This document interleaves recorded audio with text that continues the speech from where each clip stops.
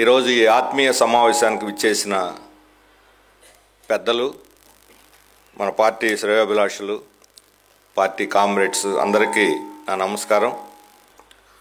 ఒక ముఖ్యమైనటువంటి సందర్భంలో మనం ఈ సమావేశం జరుపుకుంటా ఉన్నాం. అంటే ఆత్మీయ సమావేశం అని పేరు పెట్టాం కాబట్టి బహుశా రాజకీయ సభ కాదు అని అనుకునే అవకాశం కూడా ఉంది. అదే సమయంలో రాజకీయ సభ కాదు, రాజకీయేతర సభ కూడా కాదు. ఈరోజు దేశ భవిష్యత్తు ఒక పెద్ద ప్రమాదంలో పడింది. ప్రతిసారి ఎన్నికలు జరుగుతాయి. కాశీనాథ్ చెప్పాడు, రేపు మే 13 జరగబోయే ఎన్నికల సందర్భంలో మనం ఈ ఆత్మీయ సమావేశం నిర్వహిస్తున్నామని. ఇప్పుడు చాలా ఎన్నికలు జరిగాయి. ప్రతి ఎన్నికలకు ఒక ప్రత్యేకత ఉంటుంది. ఈసారి ఈ ఎన్నికలకున్న ప్రత్యేకత అంటే 2029 ఎన్నికలు జరుగుతాయా లేదని డిసైడ్ చేసేటువంటి ఎన్నికలు ఇవి. కాబట్టి మామూలు ఎజెండా కాదు, అత్యంత ప్రమాదకరమైనటువంటి ఎజెండా.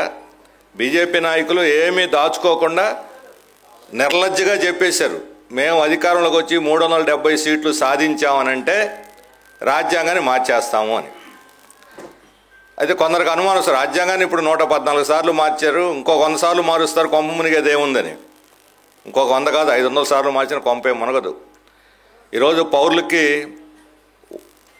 ఆరోగ్య హక్కు లేదు, లేదా ప్రభుత్వ రంగ పరిరక్షణ చట్టం లేదు, లేదా సామాజిక న్యాయం కోసం చట్టం. ఈరోజు అత్యంత పౌరులకు సంబంధించిన అనేక హక్కులకు సంబంధించి రాజ్యాంగంలో ఎన్ని సవరణలైనా చేసుకోవచ్చు. భారతదేశ భవిష్యత్తుకు సంబంధించి ఈరోజు మత సామరస్యం కోసం దేవాలయాలైనా, చర్చిలైనా, మసీదులైనా వాటిని ఎవరిని కదిలించకూడదు. చారిత్రాత్మకంగా ఉండే ప్లేసులన్నీ కూడా అలాగే యథావిధిగా ఉండాలి అని ఒక రాజ్యాంగ సవరణ చేసుకోవచ్చు. కానీ బీజేపీ కోరుకునే రాజ్యాంగ సవరణ ఎలాంటిది కాదు. రాజ్యాంగానికి మౌలికమైనటువంటి పునాదులుగా ఉన్న 4 మూల స్తంభాలు: ప్రజాస్వామ్యం, లౌకికవాదం, ఫెడరలిజం, సోషలిజం. 4 పునాదుల్ని, ఈ 4 పునాదులను కూల్చేయాలని వాళ్ళు చూస్తున్నారు. అందుకనే పీఠిక వీటన్నిటికి కూడా రాజ్యాంగంలోని అనేక షెడ్యూల్స్, అధ్యాయాలు అన్నీ కూడా ఈ పీఠిక మీద ఆధారపడి ఉంది. అందుకే సుప్రీంకోర్టు స్పష్టంగా చెప్పింది, ఈ పీఠికను మార్చడానికి వీలు లేదు అని. ఇప్పుడు దాన్నే మారుస్తామంటున్నారు. ఏమిటి లౌకికవాదం?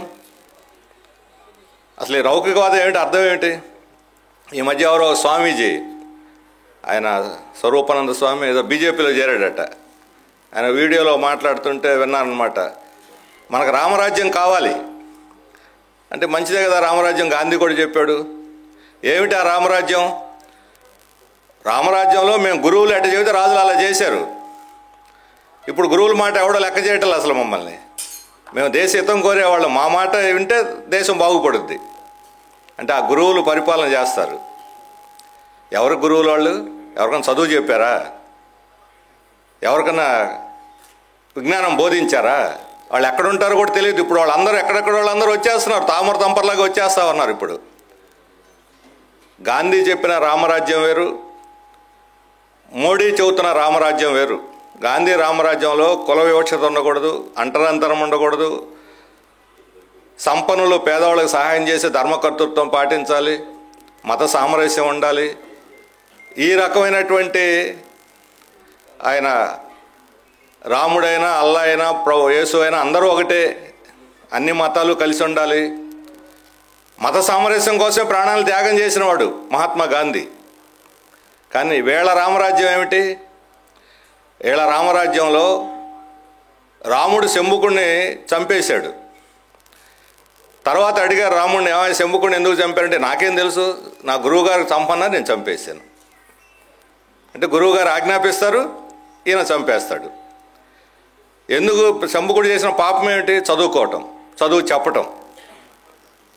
సావిత్రిబాయి పూలే అవమానాలు పడింది చదువు చెప్పి. జ్యోతిబా పూలే నిర్బంధాన్ని ఎదుర్కొన్నాడు. ఇలాంటి అణిచివేత, చదువుకోవడం లేదు, చదువు చెప్పడానికి లేదు, వేదాలు వినటానికి లేదు. ఈ కుల వ్యవస్థను తిరిగి పునరుద్ధరించి దానికి ఒక గౌరవనీయమైన స్థానాన్ని కల్పించడమే ఈరోజు వీళ్ళ యొక్క లక్ష్యం.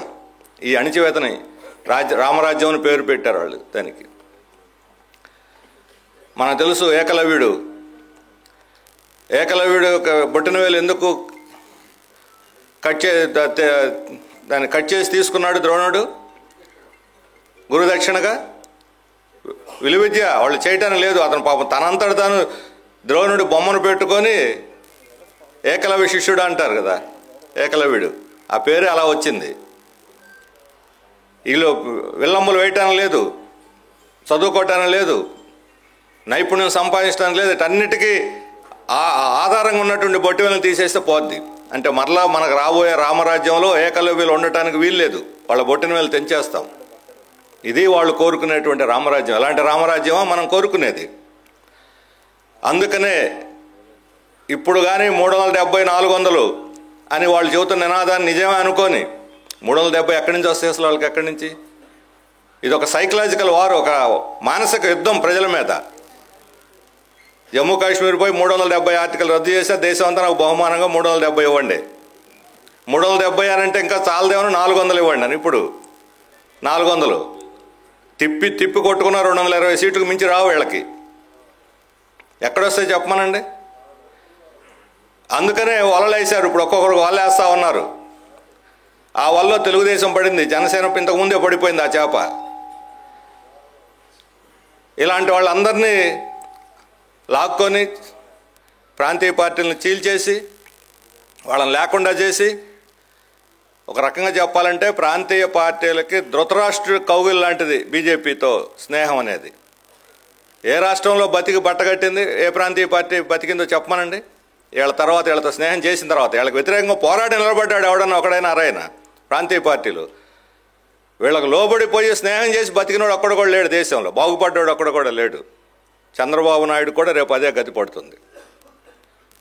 ఈరోజు చంద్రబాబు నాయుడు గారు బీజేపీ తోటి నేను పొత్తు పెట్టుకున్న మన రాష్ట్ర అభివృద్ధి కోసం, రాష్ట్ర భవిష్యత్తు కోసం, బంగారు భవిష్యత్తు కోసం ఈయనకేం కనపడింది 10 ఏళ్లలో?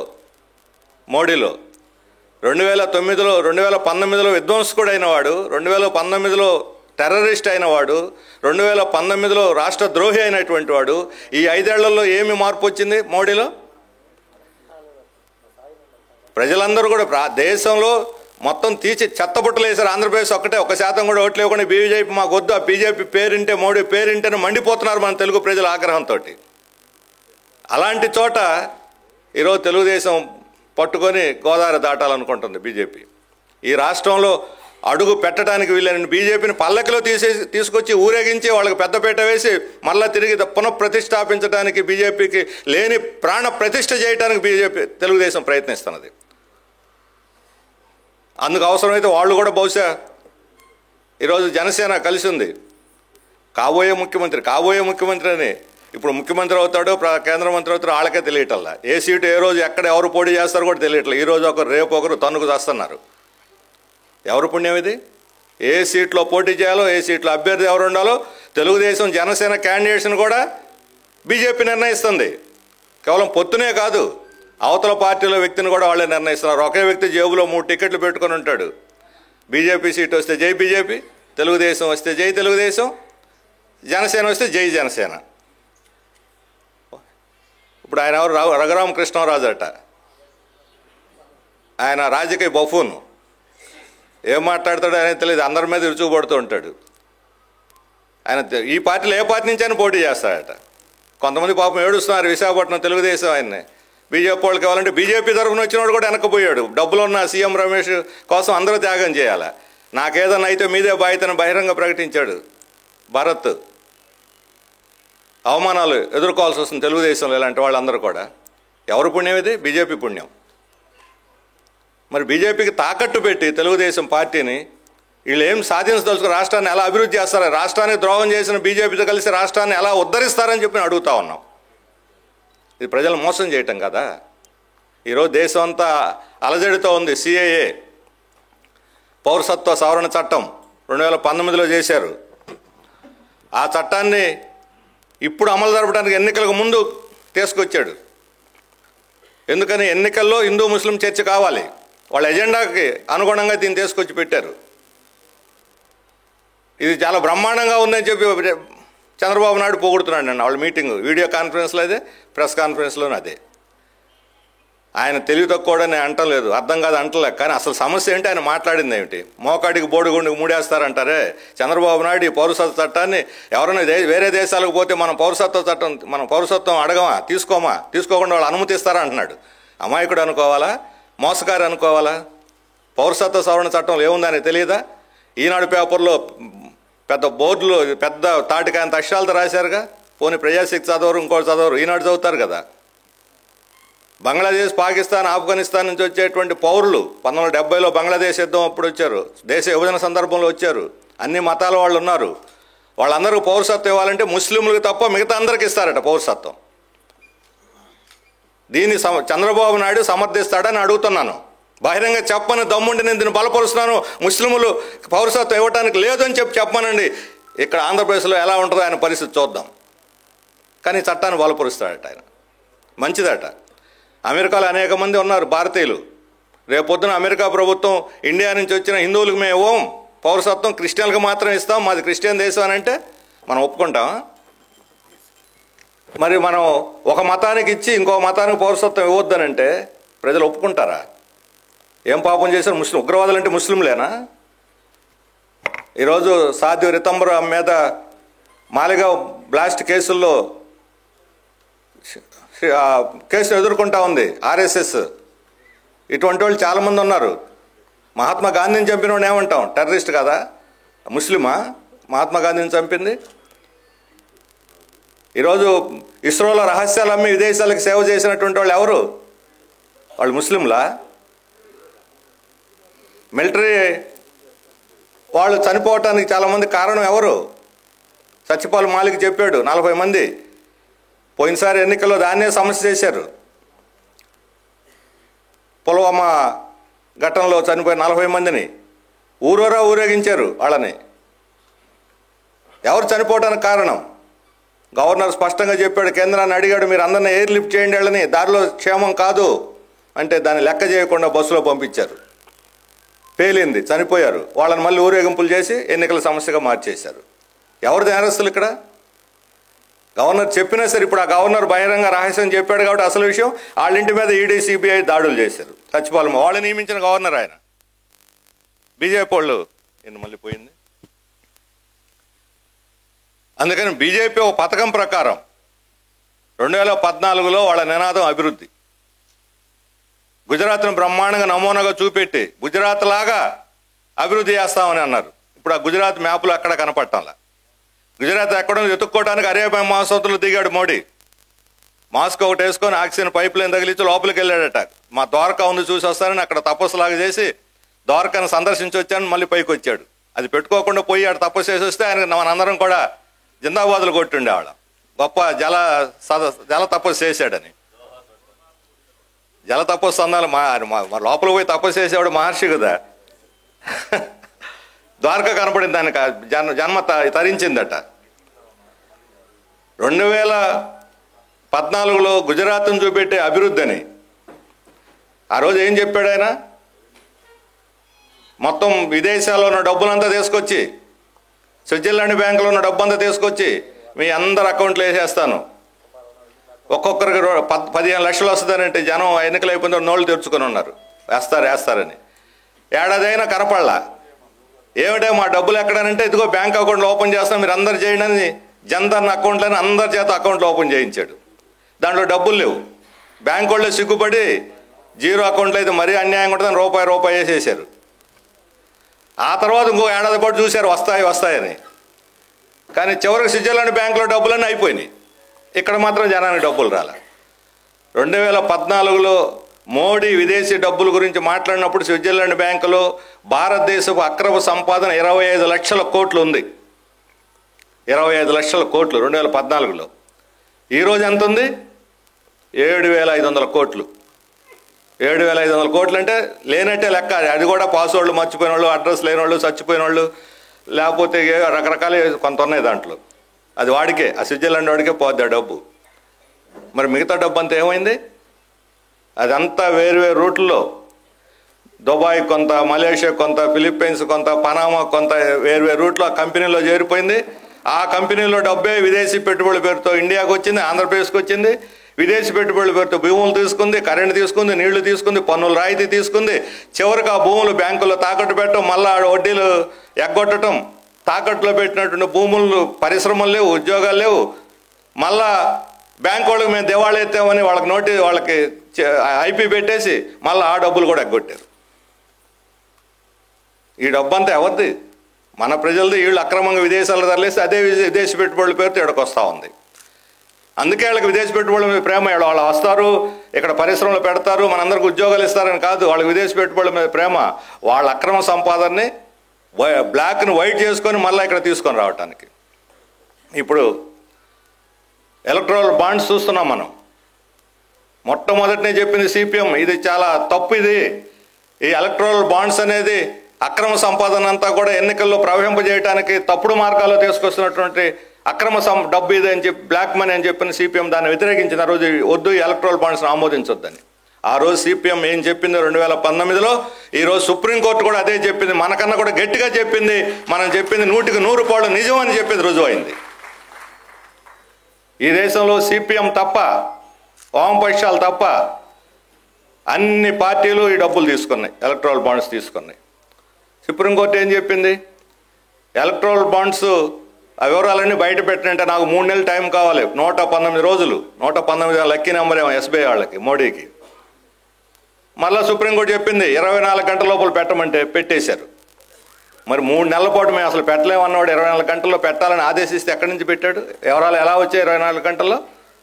అంటే అబద్ధం చెప్పినట్టు వాడు తప్పించుకోవడానికి చెప్పినట్టు అర్థమవుతుందిగా. అంటే బయటకు వస్తే బీజేపీ వాళ్ళు అంటున్నారు ఈ వివరాలను బయటకు వస్తే దేశ భద్రతకు నష్టం అట.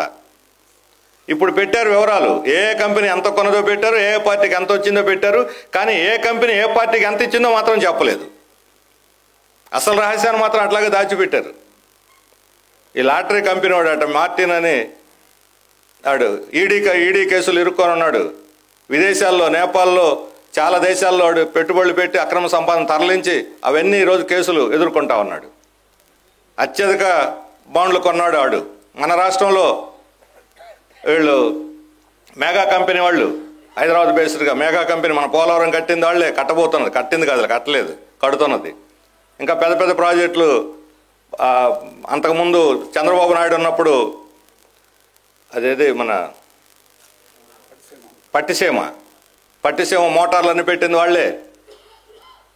అట్లాగే ఇప్పుడు తాజా లేటెస్ట్ బిలియనీర్ షిరిడి ఎలక్ట్రికల్స్ వాళ్ళు, మరి వీళ్ళ డబ్బులన్నీ సత్యసాయి షిరిడి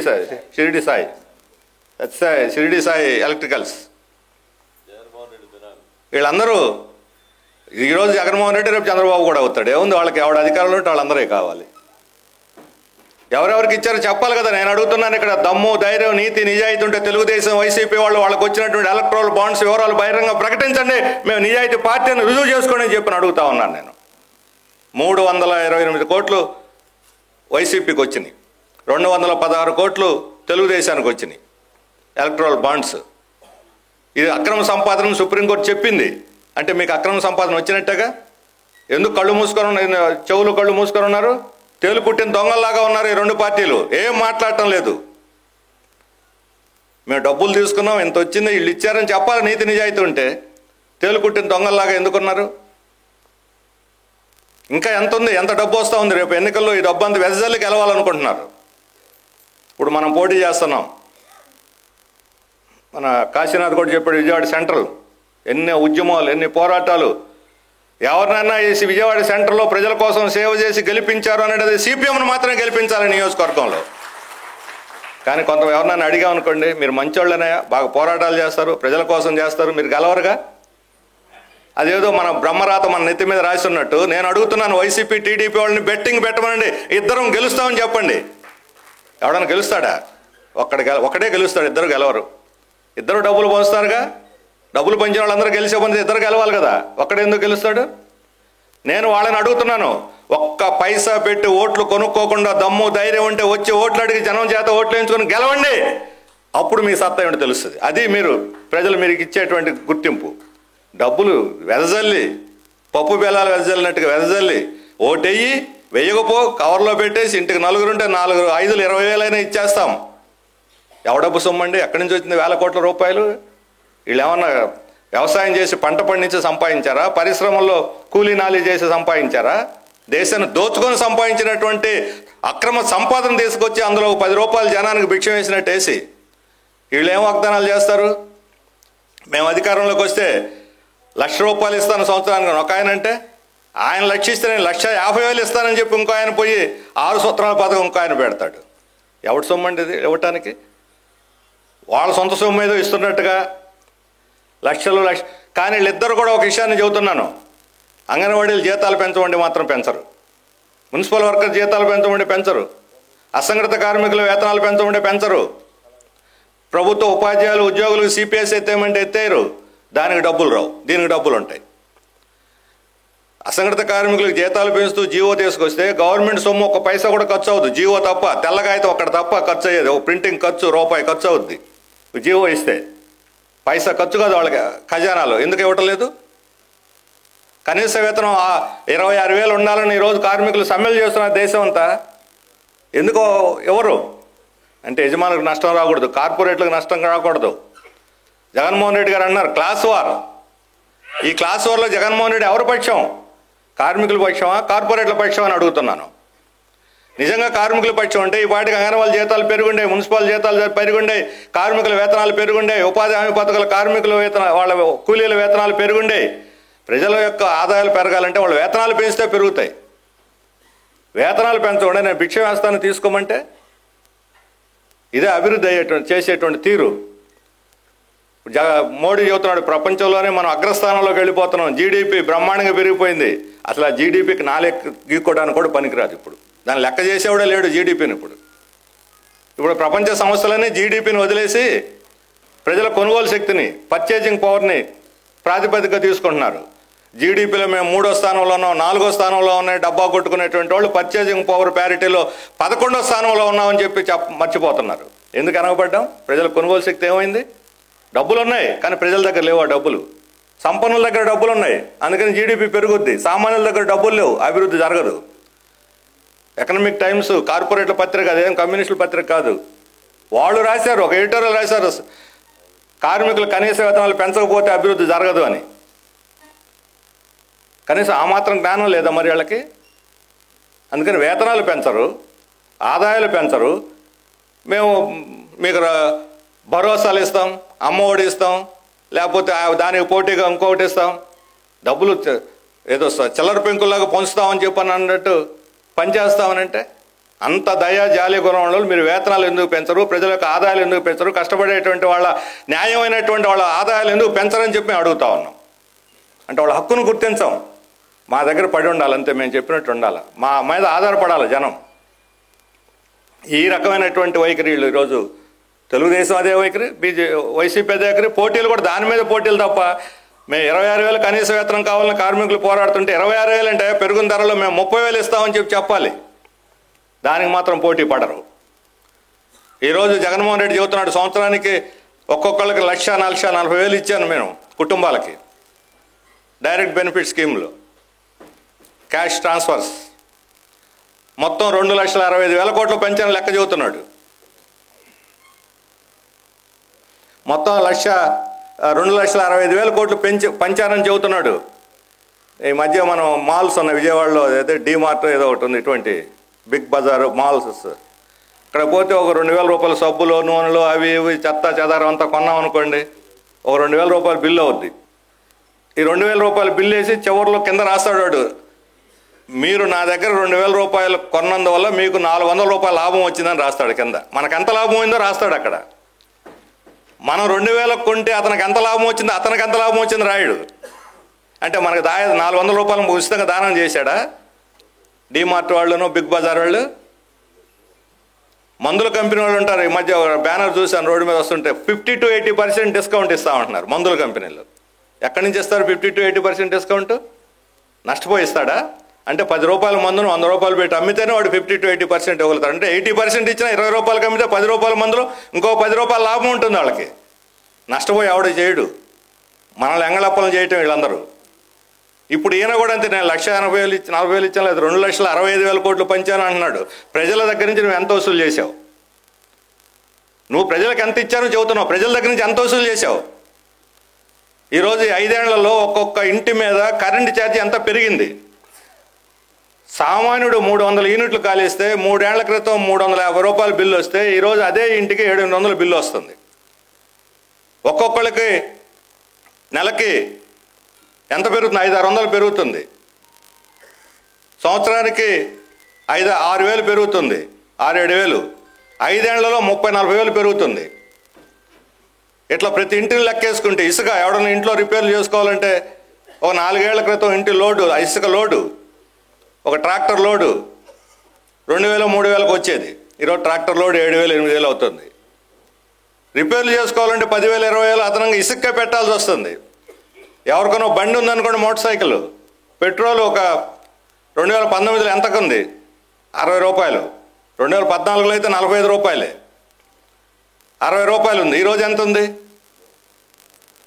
110 రూపాయలు, అంతేనా? 110 రూపాయలు ఉంది.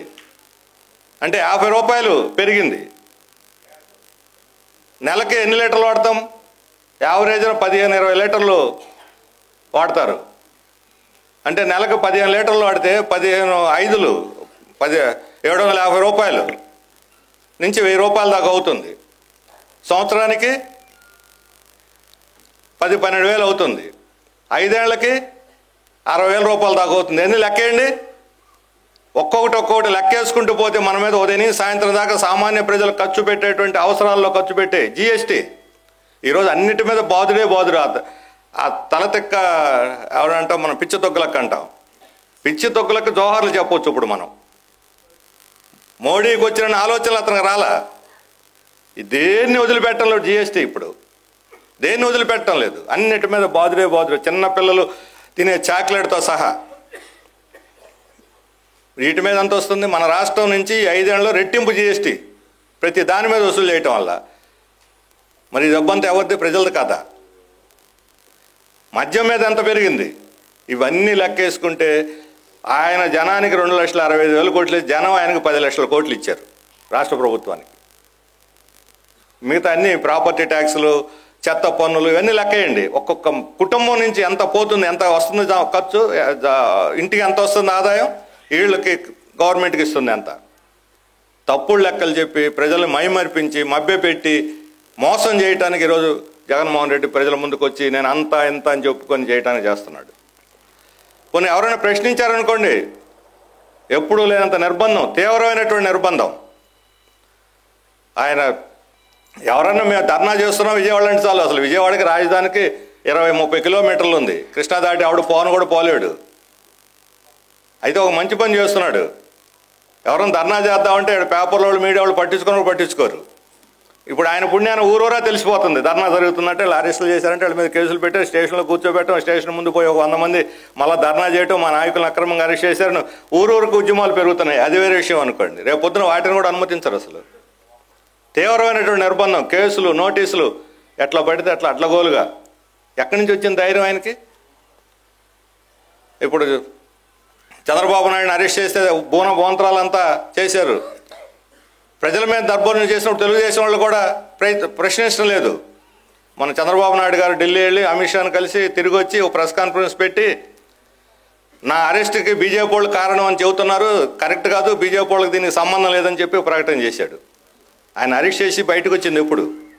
ఆయన ప్రకటన చేసేది ఎప్పుడు? ఈ మధ్యలో గాడిదలు కాస్తున్నాడా 3 నెలల పాటు? 3 నెలలు పట్టింది ఆయనకి. ఇందులో బీజేపీ పాత్ర లేదని తెలుగుదేశం వాళ్ళకి తెలుసు, వాళ్ళ నాయకులకు తెలుసు, ప్రజలకు తెలుసు. అందరూ అనుకుంటున్నారు రాష్ట్రం అంతా కోడైకి వస్తున్నది. బీజేపీ వాళ్ళ ఒత్తాసుతో ఇద్దరు మాట్లాడుకునే జగన్మోహన్ రెడ్డిని అరెస్ట్ చేసి జైలుకు పంపాడని. మోడీ అనుమతి లేకుండా, అమిత్ షాకి తెలియకుండా జగన్మోహన్ రెడ్డి చంద్రబాబుని అరెస్ట్ చేస్తుంటే ఆ మరుసటి రోజే జగన్మోహన్ రెడ్డి మీద మొట్టికాయలు పడి ఉండేవి. 4 రోజులు జైల్లో ఉండే పరిస్థితి వచ్చి ఉండేది కాదు. కానీ ఇప్పుడు బీజేపీకి సర్టిఫికేట్ ఇస్తున్నాడు ఈయన, వాళ్ళకి సంబంధం లేదని 3 నెలల తర్వాత. మరి తన మీద నిర్బంధం జరిగితే రాష్ట్రం అంతా గగ్గోలు పెట్టిన వాళ్ళు ప్రజల మీద నిర్బంధం జరిగేటప్పుడు ఎందుకు మాట్లాడరు? అంగన్వాడీలు 42 రోజుల పాటు సమ్మె చేశారు. తీవ్రమైన నిర్బంధం, ఉద్యోగులు చూడగొట్టే స్థితి వచ్చేసింది. మేము మా మద్దతు తెలియజేస్తున్నామని తెలుగుదేశం వాళ్ళు వచ్చారు శిబిరాలకి. సరే మంచిదని అంగన్వాడీలు నువ్వు మా మద్దతు తెలియజేస్తున్నావు సంతోషం, కానీ నువ్వు వస్తే అధికారంలోకి ఏం చేస్తావు చెప్పు అని అడిగారు. అంటే న్యాయం చేస్తానని చెప్పి అన్నాడు ఆయన. ఏమిటి అన్యాయం? నువ్వు న్యాయం చేసావు అన్యాయం చేసావు కానీ ఎంత జీతం పెంచుతావు చెప్పు అని వీళ్ళు అడిగారు. అది తర్వాత చెబుతారట, తర్వాత చెబుతాను అది అంటాడు. అంటే జీతం పెంచడానికి అక్కడక్కడ వాగ్దానం చేయటానికి లేదు, వాళ్ళ మీద నిర్బంధం చేస్తే అండగా వచ్చి నిలబడరు, పేపర్ ప్రకటనలు ఇచ్చేస్తారు, మేమే దీన్ని ఏదో నడుపుతున్నాం అన్నట్టుగా. అంతా అంగన్వాడీలో ఒక మంచి పని చేశారు, వాళ్ళు డబ్బులు ఇస్తామని తీసుకోవాలా, తీసుకొని ఉంటే నా సమ్మె మేమే నడిపామని వాళ్ళ ఖాతాలు వేసేసుకొని ఉండేవాళ్ళు. డబ్బులతోనే నడుపుతాం అనుకుంటున్నారు ఉద్యమాలు కూడా వాళ్ళు. అందుకే ఇంత తీవ్రమైన నిరంకుశంగా పరిపాలన చేస్తూ ఉండే జగన్మోహన్ రెడ్డి ఈ ప్రజాస్వామ్య హక్కుల్ని హరిస్తూ ఉంటే మన రాష్ట్రంలోనే ప్రజాస్వామ్యానికి ప్రమాదం వచ్చిందట. ఇంత జగన్మోహన్ రెడ్డికి దమ్ము ధైర్యం ప్రతిపక్షాలను అణిచివేయడానికి ఉద్యమాలను అణిచివేయడానికి ఎక్కడి నుంచి వచ్చింది? మోడీని చూసుకొని వచ్చింది ఆ దమ్ము ధైర్యం. ఆ మోడీ దేశం అంతా అణిచేస్తున్నాడు. ఈరోజు కొన్ని వెబ్సైట్స్లో వచ్చింది మీరు చూసుంటారు. ఈరోజు ఈడీలు కాంగ్రెస్ ప్రభుత్వం ఉన్నప్పుడు ఈడీ దాడులు కేసులు పాలిటీషియన్స్ మీద 50% అపోజిషను 50% నాన్ అపోజిషన్ మీద ఉన్నాయి యూపీఏ కాలంలో. మోడీ అధికారంలోకి వచ్చిన తర్వాత పాలిటీషియన్స్ మీద పెట్టినటువంటి కేసుల్లో 95% అపోజిషన్ వాళ్ళ మీదనే ఉన్నాయి. లెక్కలు అధికారిక లెక్కలు ఇవి. అంటే అపోజిషన్ అణిచివేయటమే. ఎవడు మన మాట కాదంటే వాళ్ళు తన సొంత పార్టీలో వాళ్ళైనా సైతం ఎవడని తోకాడేసినంటే వాడి మీద పడిపోతారు. 5% వాళ్ళు సొంత పార్టీలో. ఇంతకుముందు ఈ అమిత్ షాకి పెద్ద ట్రాక్ రికార్డు ఉంది, మనందరికీ తెలుసు. వాళ్ళ సొంత పార్టీ వాడినే హోమ్ మినిస్టర్, మాజీ ఈయనకన్నా ముందున్న హోమ్ మినిస్టర్నే కాల్చి చంపించేశాడు, ఎన్కౌంటర్. అంతటి చరిత్ర ఉన్నవాళ్ళు వీళ్ళు. ఎవరైనా సరే వాళ్ళు నోరు మూపించాల్సిందే. ఇప్పుడు నిన్న కవితను అరెస్ట్ చేశారు, అంతకుముందు ఎప్పుడో అరెస్ట్ చేస్తారనుకున్నారు. ఈ మొత్తం లావాదేవీలో వాళ్ళ మాట అన్నంతవరకు సహకరించినంత వరకు బయట ఉంచుతారు. ఇక వీళ్ళ అవసరం తీరింది, వీళ్ళు మొత్తాన్ని మన పార్టీలో చేర్చేసుకోవాలి, బీఆర్ఎస్ని అంతా కూడా బీజేపీలో విలీనం చేసుకోవాలి. అందుకు మొదటి వార్నింగ్గా కవిత అవినీతికి పాల్పడిందని కాదు వాళ్ళు అరెస్ట్ చేసింది, బీఆర్ఎస్ బీజేపీలో విలీనం చేసుకోవడానికి మొదట పెట్టింది. రేపొద్దున తెలుగుదేశం వైఎస్ఆర్ గెలిచినోడు బయట ఉంటాడు, ఓడిపోయినోడు బీజేపీలో ఉంటాడు. రేపు జరగబోయేది అది మన రాష్ట్రంలో. ఈ రకమైనటువంటి నిర్బంధం అక్కడ మోడీ చేస్తున్నాడు కాబట్టి దాన్ని అండ చూసుకొనే ఇక్కడ జగన్మోహన్ రెడ్డి రెచ్చిపోతున్నాడు. ఈరోజు చెబుతున్నాడు అమిత్ షా, నిన్న మీరు ఇండియా కాంక్లేవ్లో చూసి ఉంటారు, మీరు తెలుగుదేశం ఎందుకు పెట్టుకున్నారు పొత్తు, వైసీపీది ఎందుకు పెట్టుకోలేదని అడిగారు వాళ్ళు. అంటే తెలుగుదేశం ఇంతకుముందు మా ఎన్డీఏలో ఉంది, వాళ్ళంతా వాళ్లే బయటికి పోయారు, ఇప్పుడు మళ్ళీ వాళ్లే రియలైజ్ అయ్యి మళ్ళీ వచ్చి చేరుతా ఉన్నారు, స్వాగతం చెప్పామంటున్నాడు. మరి వైసీపీని మీకు అన్నింటిలో మద్దతు ఇచ్చింది కదా, ఎందుకంటే వాళ్ళు పాయింట్ల వారి ఇష్యూల వారి మద్దతు ఇచ్చారు, మూడు బిల్లుల విషయంలో మాత్రం మాకు మద్దతు ఇవ్వలేదు, మిగతా అన్నింటిలోనూ మద్దతు ఇచ్చారు అని చెబుతున్నాడు. అంటే ఈయనేమో ఇష్యూల వారి మద్దతు ఇస్తాడు, ఆయనేమో ఎన్డీఏలో చేరి మద్దతు ఇస్తాడు. రేపొద్దున ఏం జరుగుతుంది? ఇప్పుడు బీజేపీ తెలుగుదేశం జనసేన కలిసి ఈ ఎన్నికల్లో కాసేపు అనుకున్నాం, వీళ్ళ కొన్ని స్థానాలు ఎంపీ స్థానాలు ఎమ్మెల్యే స్థానాలు వచ్చినాయి. వీళ్ళు బీజేపీతో సహా ఉన్నటువంటి కూటమి కాబట్టి ఆటోమేటిక్గా వీళ్ళ గెలిచిన ఎంపీలందరూ బీజేపీ మద్దతిస్తారు కేంద్రంలో ప్రభుత్వం రావడానికి. వైసీపీ తరఫున గెలిచే ఎంపీలు ఏం చేస్తారు? బీజేపీ కూటమికి మద్దతిస్తారా, బీజేపీకి వ్యతిరేకంగా ఉండే కూటమికి మద్దతిస్తారా? బీజేపీ కూటమికి మద్దతిస్తే తెలుగుదేశానికి మద్దతిచ్చినట్టే కదా. ఇక్కడ తెలుగుదేశంతో పోరాడతాం, అక్కడ మాత్రం తెలుగుదేశం భాగస్వామి ఉండి ఎన్డీఏకి మద్దతిస్తామని చెబుతారా జగన్మోహన్ రెడ్డి? అంటే వీళ్ళిద్దరు పోయి ఆఖరికి ఎక్కడ విలీనం అవుతారు? ఢిల్లీలో విలీనం అవుతారు. మరి వీళ్ళిద్దరు ఫైట్ ఒకరి మీద ఒకరు చేస్తున్న ఫైట్ బోటకం కాదా, నకిలీ పోరాటం కాదా ఇది? ఈ నకిలీ పోరాటాన్ని చూసా ప్రజలు ఓటేయాల్సింది. తిట్టుకొని మాటలు తిట్టుకుంటూ ఉంటారు. ఇక్కడ తిట్లు ఎంత దూరం పోయినంటే వీళ్ళందరూ తిట్లు కాలేస్తే ఒక పెద్ద డిక్షనరీ తయారు చేసేది, బూతుల డిక్షనరీ అని ఒకటి కొత్త డిక్షనరీ కనిపెట్టి చంద్రబాబు పేరు జగన్మోహన్, అన్నిటికీ జగనన్న అంటున్నారు, జగనన్న తిట్ల బూతుల దాన్ని ఏమంటారు నెగంటివ్, బూతుల నెగంటివ్ అని ఒకటి తయారు చేస్తే చంద్రబాబు బూతుల నెగంటివ్ అని ఒకటి. జగన్మోహన్ రెడ్డి ఏమో చంద్రబాబు భార్య పిల్లల్ని తిడతాడు, చంద్రబాబు మనుషులు ఏమో జగన్మోహన్ రెడ్డి భార్య బిడ్డలను తిడతారు. మళ్ళీ జగన్మోహన్ రెడ్డి పవన్ కళ్యాణ్ భార్యని పెళ్ళిళ్ళని పట్టుకొని తిడతారు. వాళ్ళు ఏం చేశారు పాపం అంటే వీళ్ళు ముగ్గురు కలిసి ఈరోజు మహిళలను అవమానపరుస్తున్నారు, వాళ్ళకి బతికేటువంటి ఛాన్స్ లేకుండా ఆత్మహత్యలు చేసుకునే పరిస్థితి కల్పిస్తున్నారని మనం ఈరోజు చూస్తున్నాం. తెనాల్లో అమ్మాయి ఎవరో చనిపోయి ఆత్మహత్య చేసుకుంది, గీతాంజలి. దేని పుణ్యం అది? ఈరోజు తెలుగుదేశం వాళ్ళు చేశారు దీన్ని అని చెప్పి వైసీపీ వాళ్ళు దానికి ప్రియతంగా ప్రచారం చేస్తున్నారు. వైసీపీ వాళ్ళు చేసినటువంటి ట్రోలింగ్ మామూలు. అసలు కొంతమంది ఆడపిల్లలు సోషల్ మీడియా నుంచి విత్డ్రా అయిపోయారు భయపడిపోయి. మామూలు బూతులుగా చూసి వాళ్ళకి నిద్రపట్టదు. అసలు అంత అవమానకరంగా ఆడపిల్లలను చేస్తూ వీళ్ళు మేము ఆడవాళ్ళని ఉద్ధరిస్తాం, మహిళలను ఉద్ధరిస్తాం అంటున్నారు. ఎవరిని మోసం చేయటానికండి? నిజంగా నీతి నిజాయితీ ఉండి నిబద్ధత ఉంటే తెలుగుదేశమైన వైసీపీ జనసేన పార్టీలకు వాళ్ళ సోషల్ మీడియాలో ఆడవాళ్ళని కించపరుస్తూ ట్రోలింగ్ చేసేటువంటి వాళ్ళ మీద చర్యలు తీసుకున్న పార్టీల నుంచి బహిష్కరిస్తే అప్పుడు వాళ్ళు సరైన పార్టీ అనిపిస్తుంది. అదే సిపిఎంలో జరిగితే ఒక్క క్షణం మా పార్టీలో ఉంచాం వాళ్ళని, ఒక్క క్షణం ఉంచాం అలాంటి వాళ్ళని, ఆడవాళ్ళని అవమానించేటువంటి వాళ్ళని. వీళ్ళు ఎంజాయ్ చేస్తున్నారు, ఎంటర్టైన్మెంట్ అవకాశం కల్పిస్తున్నారు. చూసి పోటీలు పడి అవమానిస్తున్నారు ఆడవాళ్ళని. ఎవరిళ్లలో ఆడవాళ్ళైనా ఆడవాళ్ళే. ఒకరు ఆడవాళ్ళు ఇంకొకరు ఆడవాళ్ళు కాదు అనుకోలేము కదా. ఈరోజు దళితుల్ని ఆదివాసీలను ఉద్ధరిస్తామంటున్నారు. ఈరోజు దళితులు వైఎస్ఆర్ పార్టీ అధికారంలోకి వచ్చిన తర్వాత దళితుల మీద దాడులు పెరిగినాయి. ఈ దాడులు మన సజీవమైనటువంటి ఉదాహరణ వైసీపీ ఎమ్మెల్సీగా ఉన్నటువంటి అనంతబాబు రంపచోడవరంలో ఆయన కింగ్ అని అంటాడు. నేను అక్కడ పోతుండే బ్యానర్లో బాస్ ఈజ్ బ్యాక్. బాస్ ఎవడో బాస్? ఎవరికి బాస్ అని ఈయన ఎవడో బాస్ అంటే డ్రగ్గు మాఫియాలకి ఊరూరా డ్రగ్ ఏజెంట్లను తయారు చేశాడు. వాళ్ళకి డబ్బులు వస్తాయి, వాళ్ళందరూ ఈయనకి చుట్టూ తిరుగుతూ ఉంటారు. యువత మొత్తాన్ని కూడా గంజాయిమయం చేసి పారేసినటువంటి వాళ్ళు బాసులు. వాళ్ళు జగన్మోహన్ రెడ్డి పక్కన వాళ్ళకి రైటు లెఫ్ట్ హ్యాండ్లు. వాళ్ళు ఎవరు చెబితే వాళ్ళకి అక్కడ సీటు. పాపం ఎమ్మెల్యే ఉంది ధనలక్ష్మి, ఆమెకు తూర్పు పడమరా తెలియదు. కారు దిగంటే దిగుద్ది, ఎక్కమంటే ఎక్కుద్ది. మనం సానుభూతి చూపెట్టాలి ఆమెకి. ప్రజల యొక్క ఆదరణ కోల్పోయింది ఆమె. వరదల్లో కూడా కాలు కింద పెట్టలా, బురద అవుద్దని ఆమె. వరద వస్తే మాలాంటి వాళ్ళని పోయి బురదలో దిగి అటు ఇటు పొలాలు తిరుగుతుంటే రోడ్డు మీద పోయి మరి అయితే జగన్మోహన్ రెడ్డి కన్నా మేలే. జగన్మోహన్ రెడ్డి అయితే ఏకంగా స్టే చేసుకొని చూశాడు. ప్రపంచంలోనే వింతల్లో ఒక వింత అది. పొలాలు మునిగిపోయిన పొలాలని రోడ్డు మీద స్టే చేసి చూసినటువంటి ముఖ్యమంత్రిని ఇంతవరకు చరిత్రలో ఎప్పుడు చూడలేం మనం. ఇటువంటి వాళ్ళు రైతులను ఉద్ధరిస్తాం, దళితులను ఉద్ధరిస్తాం, ఆదివాసులను ఉద్ధరిస్తాం అని చెప్పి ఉపన్యాసాలు దాన్ని చేస్తారు. అందుకని వీళ్ళకి పరిపాలించేటువంటి అర్హత ఉన్నదా? వీళ్ళకి ఓటేయొచ్చా? అందుకని మొదట్లో చెప్పాను, కమ్యూనిస్టులు వస్తే వీళ్ళు డబ్బులు పంచరు, వీళ్ళకి డబ్బులు లేవు. డబ్బులు లేక కాదు, పంచదలుచుకుంటే మనకు కూడా వస్తాయి డబ్బులు.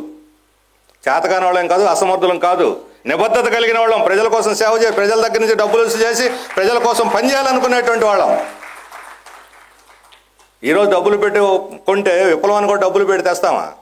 ప్రజలను చైతన్యవంతం చేసి వాళ్ళని తిరుగుబాటుదారులుగా మార్చి పాలకుల మీద దండెత్తేటట్టు తయారు చేయాల్సిన అనుకునేటువంటి పార్టీ ఇది.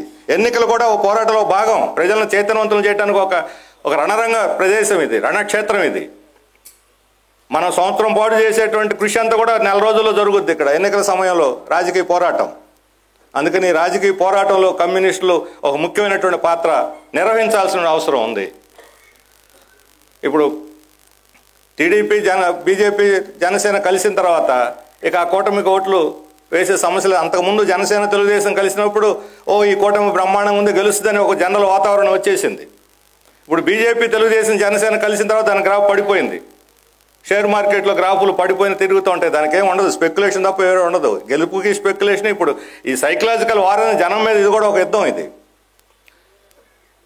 ఇప్పుడు చాలామంది వాళ్ళే ప్రశ్నిస్తున్నారు, తెలుగుదేశం వాళ్ళు బీజేపీతో కలిసి మనకు ఉన్నది కూడా పోద్ది అని చెప్పని. ఇప్పుడు వాళ్ళు అంత ఉత్సాహం కనిపించడం లేదు. ఇప్పుడు వైసీపీ గ్రాఫ్ పెరిగిందని వాళ్ళు చెప్పుకుంటారు, మా గ్రాఫ్ పెరిగిందని.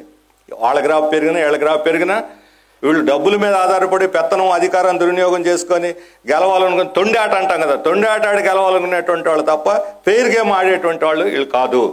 ప్రజలకు మంచి చేసి వాళ్ళ అభిమానాన్ని చూరుకొని స్వేచ్ఛగా ఓట్లేసి అవకాశం ఇస్తే వాళ్ళని శంకరగిరి మాణ్యాలు పట్టిస్తారు. అందుకని బీజేపీ కూటమికి ఓటేటువంటి, తెలుగుదేశానికి జనసేనకి ఓటేటువంటి బీజేపీకి ఓటేసినట్టే. ఈ రాష్ట్రానికి ద్రోహం చేసినటువంటి వాళ్ళు, మత ఉన్మాదాన్ని రెచ్చగొట్టేటువంటి వాళ్ళు, ఫెడరల్ హక్కులు రాష్ట్రాల హక్కులు హరిస్తున్నటువంటి వాళ్ళు, మన దేశాన్ని తీసుకుపోయి అమెరికాకు తాకట్టు పెడుతున్నటువంటి వాళ్ళు, ఇలాంటి వాళ్ళకు ఓటు అడిగేటువంటి హక్కు లేదు. పోనీ వీళ్ళకు ఎదురు అంటే ఎవరు? వైసీపీ. మేము అది చేసాం ఇది చేసామని చెబుతున్నారు. ఇప్పుడు బీజేపీ పట్ల వీళ్ళ వైఖరి ఏంటి? ఇప్పుడు బీజేపీ తెలుగుదేశం ఎందని చెప్పి బీజేపీ తెలుగుదేశం కలిసిన తర్వాత బీజేపీని ఒక్క మాట అంటే ఒక మాట అంటం లేదు. దాని నాయకత్వం వస్తుంది తెలుగు వాళ్ళు. ఉమ్మడి స్టేట్మెంట్ ఇచ్చారు, ఇక్కడ అమరావతిలో ఇచ్చారు, ఢిల్లీలో ఇచ్చారు. ఉమ్మడి స్టేట్మెంట్లో డైనమిక్ మోడీ నాయకత్వంలో మేము బీజేపీ, తెలుగుదేశం, జనసేన కలిసి ఫ్రంట్గా ఏర్పడి పనిచేస్తున్నాం ఎన్డీఏలో అని చెబుతున్నారు. అంటే ఎవరి నాయకత్వంలో చంద్రబాబు, పవన్ కళ్యాణ్ పనిచేస్తున్నారు? డైనమిక్ మోడీ నాయకత్వంలో పనిచేస్తున్నారు. మోడీ నాయకత్వంలో ఈ ఫ్రంట్ పనిచేస్తున్నప్పుడు మోడీని ఎదుర్కోకుండా వీళ్ళు ఎవరిని ఎదుర్కొంటారు? వైసీపీ వాళ్ళు మోడీని మినహా ఎదుర్కొంటారా? సాధ్యమవుతుందా? రేపు పొద్దున మోడీ నాయకత్వంలో గెలిచిన కూటమి ఢిల్లీలో ప్రభుత్వాన్ని ఏర్పాటు చేస్తే వీళ్ళు ఎవరిని బలపరుస్తారు? మళ్ళీ తెలుగుదేశం భాగస్వామిగా ఉన్న మోడీని బలపరుస్తారా ఎన్డీఏని? అప్పుడు ఎందుకు వేయాలి ఓటు? వైసీపీకి ఎందుకు వేయాలి ఓటు? మళ్ళీ తెలుగుదేశం బీజేపీ కాంబినేషన్ ఢిల్లీలో వేసే పని అయితే తెలుగుదేశం వాళ్ళు ఏమంటారు? ఈ నరరూప రాక్షసి వైసీపీ ప్రభుత్వాన్ని ఓడించాలని. వీళ్ళకి హక్కు కూడా లేదు. అసలు వైసీపీ అధికారంలో రావడానికి కారణం ఎవరు? ఈ తెలుగుదేశం చేతగానితనం వల్ల వచ్చారు. వీళ్ళ అసమర్థత, వీళ్ళ వైఫల్యం. 2014-19 మధ్య ఏం చేశాడు? ఈ బీజేపీతో కలిసే ఊరేగాడు ఆ రోజు రాష్ట్రం అంతా. ప్రత్యేక హోదాను తాకట్టు పెట్టి 7,500 కోట్లు ప్రత్యేక ప్యాకేజీ పేరుతో తెచ్చుకున్నాడు. కనీసం రాజధాని కట్టాడా? ఒక చివరికి వచ్చేసరికి రష్యా అన్నాడు, చైనా అన్నాడు, సింగపూర్ అన్నాడు, జపాన్ అన్నాడు. వీళ్ళందరూ వెళ్ళిపోయారు. పెద్ద మెగా ప్రాజెక్టు పెట్టుకున్నాడు. 5 ఏళ్ళు కాదు, 50 ఏళ్ళు కూడా పూర్తి కాదు మెగా ప్రాజెక్టు. ఇన్ని వేల ఎకరాలు తీసుకోవద్దు మీరు, ముందు రాజధాని కట్టండి, సింపుల్గా 5 ఏళ్లలో పూర్తి చేయండి అని చెప్పాం మనం. రైతులు వినలేదు ఆ రోజు, వీళ్ళు వినలేదు. ఈరోజు పరిస్థితి ఏంటి? ఆయన స్పెక్యులేషన్ రాజకీయాలకి రైతులు బలైపోయారు. పూలు ఇచ్చిన వాళ్ళు. పూలింగ్ అనేది ఎక్కడ ఉంది? తీసుకుంటే ఎక్వైర్ చేసేస్తే ఒకేసారి నష్టపరిహారం వస్తుంది, ఏదో ఆల్టర్నేటివ్ చూసుకుంటారు. పూలింగ్ అంటే ఏంటి? నా భూమి ఇస్తాను, దానికి బదులుగా ఫ్లాట్ ఇస్తారు. ఆ డెవలప్ చేసేస్తే ఆ ఫ్లాట్ వాల్యూ పెరుగుద్ది, ఆకాశంలో నిచ్చెనలు కట్టేసి మిద్దెలు కట్టుకో, చంద్రమండలాన్ని కూడా ఎక్కేయచ్చు. జనానికి అంత ఆశ కల్పించాడు చంద్రబాబు నాయుడు. మరి ఇచ్చాడా? ఆయన పొయ్యే లోపల అవన్నీ కట్టేసి ఉంటే చివరికి ఏం చేశాడు? కట్టడంలో వైఫల్యం చెంది రాజమౌళిని తీసుకొచ్చి సెట్టింగ్లు వేసి చూపెట్టాడు 3Dలో. ఆ రోజు ఎన్నికలకు ముందు వేసినటువంటి అడ్వర్టైజ్మెంట్ అన్ని చూస్తే రాజమౌళి 3D సెట్టింగ్లే అన్నీ వేసింది. రాజమౌళి 3D సెట్టింగ్లు వేయడానికి ఎన్ని రోజులు? 5 ఏళ్ళు కావాలా నీకు? పోలవరం కట్టాను అన్నాడు. పోలవరం 70% నేనే పూర్తి చేశానంటే, నేను 90% పూర్తి చేశాను జగన్మోహన్ రెడ్డి. ఇద్దరు పోటీలు పడుతున్నారు. ఇద్దరు కలిసి అక్కడ ఆదివాసీలను ముంచేశారు. నిజానికి పూర్తయింది 22%. ప్రాజెక్టు పూర్తవడం అంటే ఆ పునరావాసం పూర్తవ్వాలి. ఇప్పుడు డ్యామ్ కట్టారు. ఏమిటి డ్యామ్ పరిస్థితి? అక్కడ కాపర్ డ్యాము చిల్లులు పడిపోయింది, గైడ్ వాలు కుంగిపోయింది, ఈ ఇంకో డయాఫ్రమ్ వాలు కింద నుంచి గోడ కట్టుకుంటూ వస్తారు, డయాఫ్రమ్ వాలు అది పడిపోయింది, నాశనం అయిపోయింది, ధ్వంసం అయిపోయింది. రేపు పొద్దున్న నీళ్లు నింపి ప్రాజెక్టులో 1-2 సార్లు ఇప్పుడు కాళేశ్వరం కన్నా దారుణమైనటువంటి పరిస్థితుల్లో పయ్యోళ్ళు మునిగిపోతున్నారని ఇప్పుడు దాకా బాధపడుతున్నాం. ఆదివాసులు మునిగిపోతున్నారని. పోతే ఆదివాసులు కదా పోయేది అనుకునే వాళ్ళు కూడా ఉన్నారు. కానీ ఇప్పుడు కింద ఉండే గోదావరి జిల్లాలో అంత నాగరికమైన ప్రజలు, సంపన్నమైన ప్రజలు ఇళ్ళు కొట్టుకుపోతారు. 2 జిల్లాల ప్రజలు, 2 గోదావరి, పాత గోదావరి కింద జిల్లాలు. ఇది ఎవరిది స్థితికి కారణం? చంద్రబాబు నాయుడు, జగన్మోహన్ రెడ్డి. ఇద్దరు దీనికి బాధ్యత వహించాలి. మెగా కంపెనీ, నవయుగ కంపెనీ పోటీలు పడి కమిషన్లు తీసుకొని కక్కుర్తపడి రాష్ట్రాన్ని ధ్వంసం చేయడానికి వైసీపీ, టీడీపీలు పోటీలు పడి ధ్వంసం చేయడానికి ముందుకు వస్తున్నాయి. ఇలాంటి విధ్వంసులకి ఓటేయొచ్చు అని చెప్పి అడుగుతున్నాను నేను. ఏమవుతుంది రాష్ట్రం ఈ విధ్వంసకుల్ని గెలిపిస్తే? ఒకటి కాదు, ఎక్కడ ఏ ప్రాజెక్ట్ తీసుకున్నా, ఏ పరిశ్రమ తీసుకున్నా. ఇప్పుడు కిట్ ప్రోకో అనేది ఇప్పుడు సాధారణం అయిపోయింది. ఇందాక చెప్పిన ఎన్నికల బాండ్లు, ఇద్దరు ఎన్నికల బాండ్లు తీసుకున్నారు, తేలుకుట్టిన దొంగలాగా మొదలకుండా ఉంటున్నారు. ఇదేమిటి? కిట్ ప్రోకో కాదా? కంపెనీల పేర్లు వీళ్ళే చెప్పమని తెలిస్తే వాళ్ళ నీతి నిజాయితీ ఏమిటో. ఏ విషయంలో కూడా వీళ్ళ అభివృద్ధికి సరి తోగరు. ఈ రాష్ట్రానికి వాళ్ళు ఫెయిల్ అయిపోయారు. మొదట 5 ఏళ్ళు చంద్రబాబు నాయుడు ఫెయిల్ అయ్యాడు, ప్రజలు పెట్టుకున్న ఆశలు ఆవిరైపోయినాయి. ఈ 2-5 ఏళ్ళు జగన్మోహన్ రెడ్డి ఫెయిల్ అయ్యాడు. కాబట్టి వీళ్ళకి ప్రత్యామ్నాయంగా ఈరోజు వామపక్షాలు ప్రజల ముందుకు వస్తున్నాయి. వామపక్షాలు ఇండియా గ్రూప్ తోటి ఈరోజు దేశవ్యాప్తంగా ఇండియా టీం వచ్చిన తర్వాత బీజేపీకి ఉనికి మొదలైంది. అప్పటిదాకా ఉనికిలోనే ఎన్డీఏని తీసుకొచ్చి మీటింగ్లు వేశారు. కొత్త వాళ్ళని రాబడుతున్నారు, తెలుగుదేశాన్ని దగ్గరకు చేర్చుకున్నారు. ఇంకా ఎవరెవరినో నితీష్ కుమార్ని చీల్చి దగ్గరకు తీసుకున్నారు. మహారాష్ట్రలో శివసేనని, ఎన్సీపీని చీల్చేశారు. ఇప్పుడు బీఆర్ఎస్ని దెబ్బ కొట్టడానికి ఉన్నారు. పక్కనే తమిళనాడులో అన్నాడీఎంకేని లాగేసుకోవాలని చూస్తున్నారు, విలీనం చేసుకోవాలని చూస్తున్నారు. ఇది మొత్తం ఈరోజు వణుకు పట్టుకుంది వాళ్ళకి. అందుకే 370 మంత్రం ప్రారంభించారు జనాన్ని మోసం చేయటానికి. అందుకని ఈరోజు జాతీయ స్థాయిలో బీజేపీకి ప్రతిఘటించేటువంటి దానికి ఒక ప్రత్యామ్నాయంగా ఇండియా బ్లాక్ వామపక్షాలు ముందుకు వస్తున్న స్థితిలో ఈ రాష్ట్రంలో మనం బలహీనంగానే ఉన్నాం. మేము వెంటనే వీళ్ళిద్దరిని ఓడించేసి రేపు అధికారంలోకి వస్తామని చెప్పి జనాన్ని మోసం చేయదలుచుకోలేదు. ఈరోజు రాష్ట్ర అసెంబ్లీలో ప్రజల తరఫున పోరాడేటువంటి ఒక యోధుడు కావాలి. అలాంటి ఓ యోధుడిని మీరు ఈ విజయవాడ సెంట్రల్ కేంద్రం నుంచి పంపించాలి. దానికి మన సిపిఎం రాష్ట్ర కమిటీ బాబురావుని ఇక్కడ అభ్యర్థిగా పెట్టాలని నిర్ణయించింది. మీరు అందరూ కూడా బాబురావు అభ్యర్థిత్వాన్ని బలపరిచి ఇక్కడ సిపిఎంని గెలిపిస్తే మన కార్మికుల తరఫున, ప్రజల తరఫున, విజయవాడ నగరం తరఫున పోరాడేటువంటి ఒక యోధుడు అసెంబ్లీలో ఉంటాడు. ఒక్కడున్నా చాలు చెచ్చర పిడుగులు అనేవాళ్ళు. ఈరోజు కమ్యూనిస్టులు లేనటువంటి లోటు కనిపిస్తుంది మనకి. అందరూ అంటున్నారు మాట, ఈ రకంగా ఉండదు అసెంబ్లీ. ఒక్కడున్నా సరే కమ్యూనిస్టులు ఈ రకంగా అసెంబ్లీ ఉండదు. మొత్తం అజెండాని సెట్ చేస్తారు. కౌన్సిల్లో చూస్తున్నాం కమ్యూనిస్టులు లేకపోవచ్చు అక్కడ, కానీ పీడిఎఫ్ అత్యంత అభ్యుదయకరమైనటువంటి ప్రగతిశీలమైనటువంటి ఫ్రంట్ పీడిఎఫ్ ఉంది. ఉపాధ్యాయుల సమస్యల్ని, ఉద్యోగుల సమస్యల్ని, ఎవరన్నా వేరే తరగతి ప్రజలు పోయినా సరే వాళ్ళ సమస్యలను కూడా లేవనెత్తి నిలేసి పోరాడుతున్నటువంటి వాళ్ళు. అదే కమ్యూనిస్టులు అసెంబ్లీలో ఉంటే ఖచ్చితంగా అసెంబ్లీ యొక్క రూపురేఖలే మారిపోతాయి. అందుకని పార్లమెంట్లో అయినా అసెంబ్లీలో అయినా సరే ఈరోజు కమ్యూనిస్టుల యొక్క ప్రాతినిధ్యం పెరగాలి. కమ్యూనిస్టుల ప్రాతినిధ్యం పెరిగితే ఈరోజు కమ్యూనిస్టులు రారు, అధికారంలోకి గెలవరు, వీళ్ళకి ఓట్లు ఎక్కడన్నా వాళ్ళ నోళ్లు మూతపడతాయి. అందువల్ల విజయవాడ సెంట్రల్లో ఉన్న ప్రజల మీద పెద్ద బాధ్యత ఉన్నది. తమ కోసం తమ తరఫున పోరాడుతున్నటువంటి సిపిఎంని, ఆ సిపిఎం తరఫున అభ్యర్థిగా ఉన్నటువంటి బాబురావుని గెలిపించి రాష్ట్రానికి ఒక ఆదర్శప్రాయంగా నిలవాలి విజయవాడ అని చెప్పి నేను విజ్ఞప్తి చేస్తున్నాను. ఒకప్పుడు కమ్యూనిస్ట్ రాజకీయాలకి, కమ్యూనిస్ట్ ఉద్యమాలకి కేంద్రంగా ఉన్నటువంటిది విజయవాడ నగరం. రెండు కమ్యూనిస్ట్ పార్టీలు కలిసి ఇక్కడ కార్పొరేషన్ని ఎన్నికలు స్వతంత్రంగా తెలుగుదేశం మీద కూడా పోటీ చేసి గెలిచాం. క్రమక్రమంగా రాజకీయ రూపురేఖలు మారిపోయి కమ్యూనిస్టులు బలహీన పడిపోవటం వల్ల ఈరోజు విజయవాడ నిర్లక్ష్యానికి గురవుతుంది. అందుకని విజయవాడను మారుద్దాం, విజయవాడ యొక్క రూపురేఖలు మారుద్దాం, విజయవాడ యొక్క ఎజెండానే మారుద్దాం అనేటువంటి నినాదంతో ఈరోజు సిపిఎం ప్రజల ముందుకు వస్తూ ఉంది. ఇక్కడ పెద్దలు ఉన్నారు, మన కార్యకర్తలు ఉన్నారు. అందరూ కూడా ఈ నినాదాలను, ఈ అంశాలను ఆలోచించి పరిశీలించి ఏ రకంగా చేస్తే ప్రజల్లోకి పోతే మనం ఇక్కడ గెలుస్తామో అవన్నీ కూడా ఆ కర్తవ్యాలని మనం తీసుకొని మన సిపిఎం గెలుపుకి కృషి చేయాలి.